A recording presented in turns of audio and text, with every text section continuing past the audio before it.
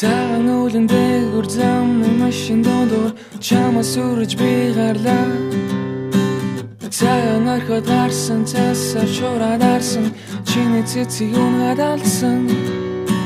Хүрэх газар хоолоод хүсэл сэтгэл хөлдсөн чамаас ирсэн долоо чихэн дэрхгүй зэрсэн миний өмнөөс ирсэн харцыг хараад нүрсэн.